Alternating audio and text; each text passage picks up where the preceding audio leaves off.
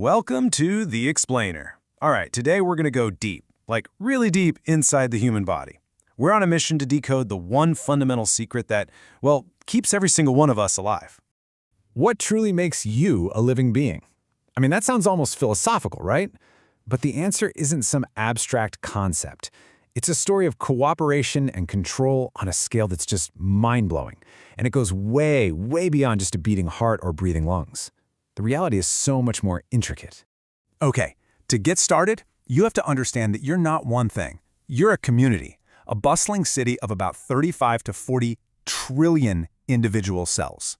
Let that number sink in. Trillion. Just to give you some perspective, the most common type, your red blood cells, there are about 25 trillion of those alone, each one with the specific job of hauling oxygen around. But you're obviously not just a loose bag of cells, right? You're a single coordinated person.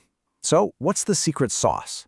What organizes this massive, sprawling community and turns it into, well, you? What's the magic that lets you function as one single being?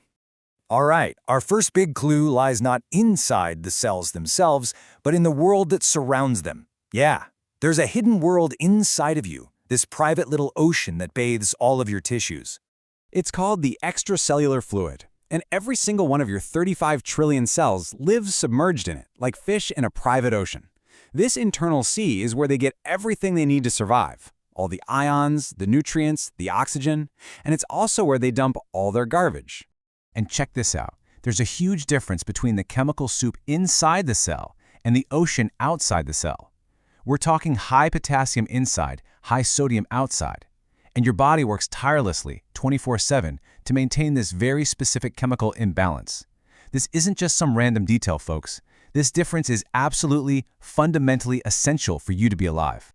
So, this constant maintenance, this relentless balancing act to keep that internal ocean perfectly stable, no matter what's going on inside or outside of you, well, it has a name. And this, right here, is the core principle of life. The big secret we've been looking for. And that name is homeostasis. It was coined back in 1929 by Walter Cannon. It's kind of a fancy word, but the concept is just beautiful. The key thing to get, though, is that homeostasis isn't about being static or frozen. It's a non-stop dynamic balancing act. Your body is constantly adjusting, tweaking, and fiddling with things to keep everything just right. And when I say just right, I mean it. Look at how precise this balancing act has to be. The ranges are incredibly narrow. Your body temperature, for instance, has almost no wiggle room. Your blood pH can't really stray more than 1/10 of a point. A rise in your core temperature of just 7 degrees Celsius can literally start a chain reaction that kills your cells. The margins for error are razor thin. It's amazing. So how does your body pull this off? I mean, you don't consciously think, okay, time to adjust my blood sodium levels, right? Of course not. It's all handled for you automatically by literally thousands of complex control systems working behind the scenes 24/7 without you ever knowing. So, how do these automatic systems work? Well, the vast majority of them operate on one simple but incredibly powerful principle.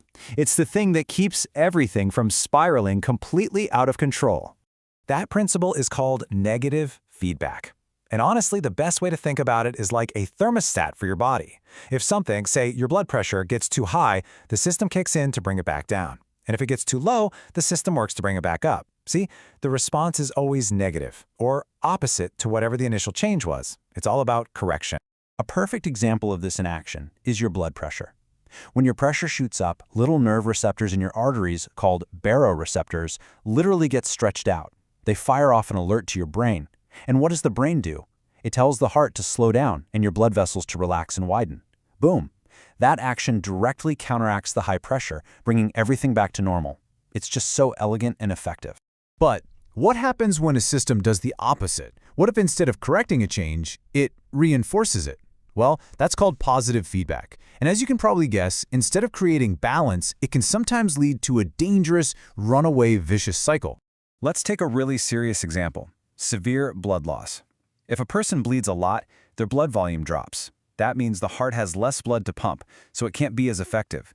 This causes blood pressure to fall, which means even less blood gets to the heart muscle itself. Now the heart weakens further, and it pumps even less blood. You see the spiral?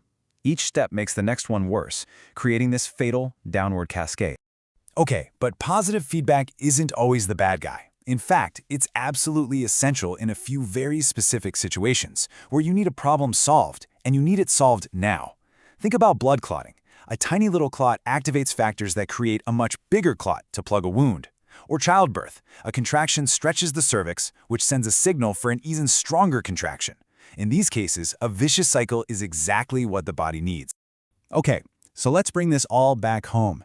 Negative feedback, positive feedback. What does this all mean for our original question? What is the secret to being alive? Well, there's this great way to think about it. The coordinated functions of the human body are much more than the sum of its parts, and life relies on this total function. The crucial takeaway here is that life isn't a static thing you possess. It's an active process, something you are constantly doing. It's a verb, not a noun. So what is being alive? It's the symphony. It's the continuous, automatic, dynamic process of all your cells and organs working together. It is the moment-to-moment coordinated effort of trillions of tiny parts all playing in perfect harmony, all to maintain that stable internal environment, that homeostasis, against all odds. That process, that beautiful symphony, that is life. And that leaves us with one final, pretty powerful thought. If health is a success of homeostasis, then what is disease? Well, from this perspective, disease is simply a state of disrupted homeostasis. It's what happens when the symphony falls out of tune. It's when that beautiful life-sustaining balance gets broken. So maybe health isn't just the absence of problems. Maybe it's the body's incredible, continuous, successful solution to them.